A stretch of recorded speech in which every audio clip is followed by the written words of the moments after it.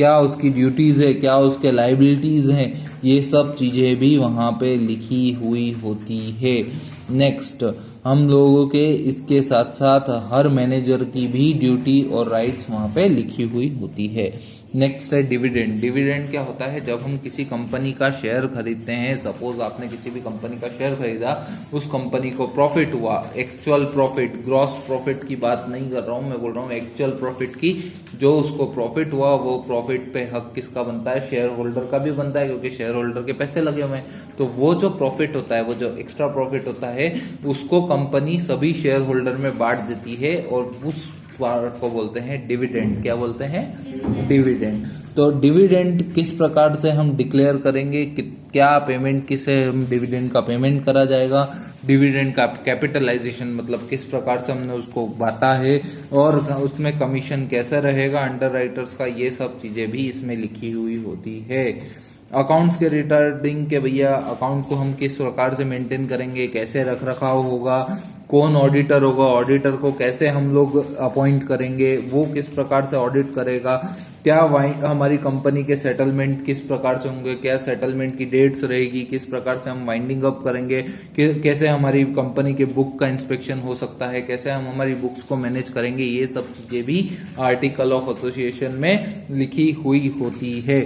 और जितने भी एडमिनिस्ट्रेटिव मैटर्स होते हैं, जितनी भी चीजें होती है जो कि कंपनी को सुचारू रूप से चलाने के लिए जरूरी होती है, उन सभी चीजों के लिए यहाँ पे हर एक चीज के लिए रूल्स लिखे हुए होते हैं। जैसे कि कंपनी की कॉमन सील कहाँ कहाँ यूज हो सकती है, कैसे यूज हो सकती है, उसको यूज करने का तरीका क्या होगा, वो सील के साथ साथ में कितने मिनिमम डायरेक्टर्स के सिग्नेचर वहां पे होंगे, क्या सब सिस्टम्स वहां पे होंगे, वो सभी चीजें यहाँ पे लिखी होगी। कैसे हम ऑफिस में किसी को अपॉइंट करेंगे, कैसे हम उसको निकालेंगे, हमारा लेटर क्या रहेगा, ये सब चीजें यहाँ पे लिखी होती है। उनके टर्म्स एंड कंडीशंस हमारे पास में कहाँ पे लिखा हुआ होता है? हमारे आर्टिकल ऑफ एसोसिएशन में लिखा हुआ होता है। अब most important question, what is the difference between article of association and what is the difference between memorandum of association. तो ये इन दोनों के बीच का डिफरेंस बहुत सिंपल है, बहुत सिंपल। क्या है?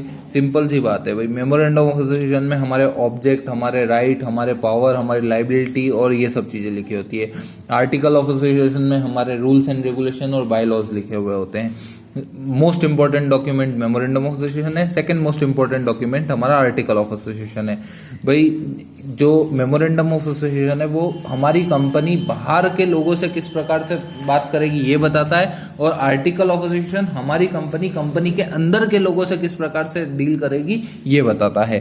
ठीक है, जो मेमोरेंडम ऑफ एसोसिएशन है उसको कौन गवर्न करता है? कंपनीज एक्ट ऑफ 2013 गवर्न करता है। और आर्टिकल ऑफ एसोसिएशन को कौन गवर्न करता है? मेमोरेंडम ऑफ एसोसिएशन गवर्न करता है।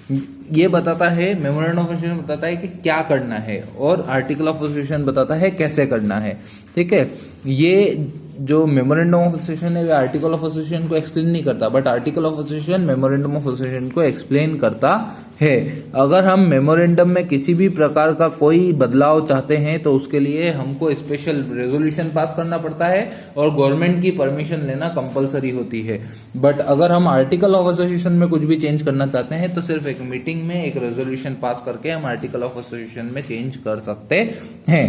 ठीक है, यहाँ पे जो तरीका है, मेमोरेंडम ऑफ एसोसिएशन का जो फॉर्म है वो पहले से दिया हुआ है, बट आर्टिकल ऑफ एसोसिएशन का फॉर्म नहीं दिया गया है। ये जो मेमोरेंडम ऑफ एसोसिएशन है ये कंपनीज एक्ट के तहत आता है, और article of association companies act के तहत तो आता ही है, इसके साथ साथ मेमोरेंडम ऑफ एसोसिएशन के तहत भी आता है। और इसके अलावा यहाँ पे मेमोरेंडम ऑफ एसोसिएशन में कस्टमर और अदर पार्टीज या जो भी लोग कंपनी के साथ में काम करते हैं उन सबको इसका होना जरूरी है। और जो आर्टिकल ऑफ एसोसिएशन है वो सिंपल सी बात है कि वो इंटरनल मैटर्स में काम में आएगा, दैट्स इट। इसके अलावा ज़्यादा कुछ करना नहीं है। आज के लिए इतना काफ़ी है। धन्यवाद।